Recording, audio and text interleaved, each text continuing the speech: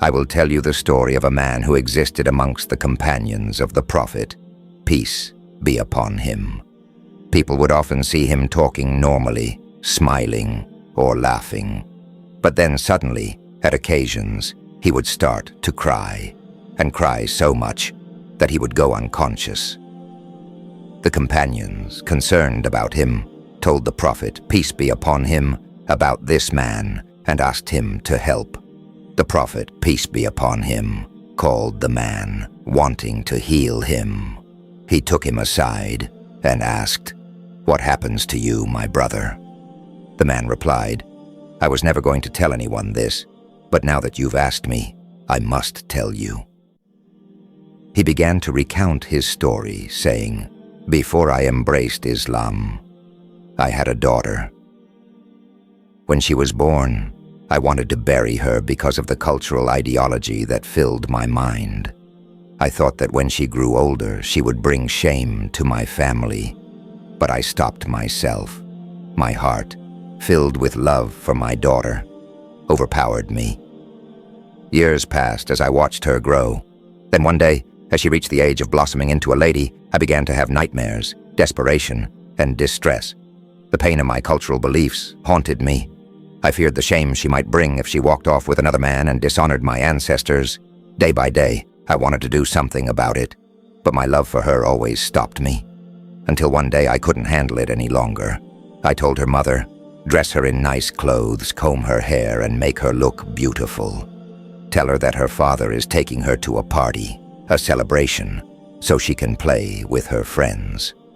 The mother, knowing that I was up to something, dressed her daughter while crying. She combed her hair, powdered her face, and adorned her with care, but her tears flowed. The daughter, sensing something was wrong, asked her mother why she was crying. The mother, afraid of me, said nothing, fearing that I would beat or even kill her. The daughter, unaware, was excited, thinking, "My father is taking me to a celebration. I love my dad." After decorating her, I came to take her. My wife grabbed my hand and whispered something that pierced my heart, words my daughter could hear.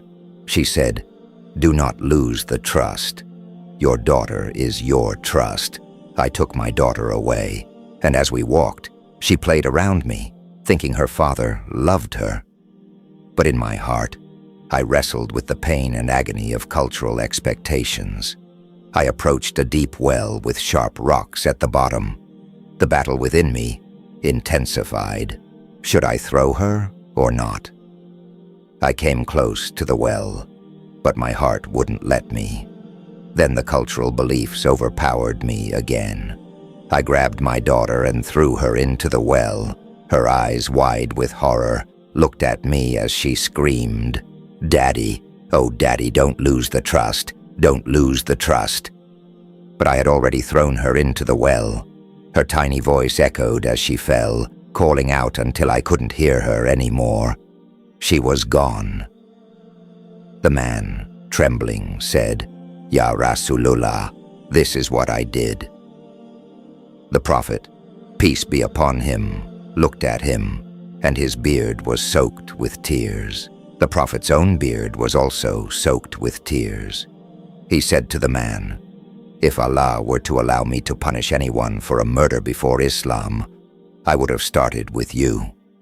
But Islam came as mercy, even to those who had committed such grave acts before embracing the faith." The Prophet, peace be upon him, would remind the companions, "Take care of your precious pearls, your daughters and your wives. Be kind to them and have patience with them. Thank you for listening." If this story touched your heart, write Allahu Akbar in the comments and share this message with others. Subscribe for more powerful reminders.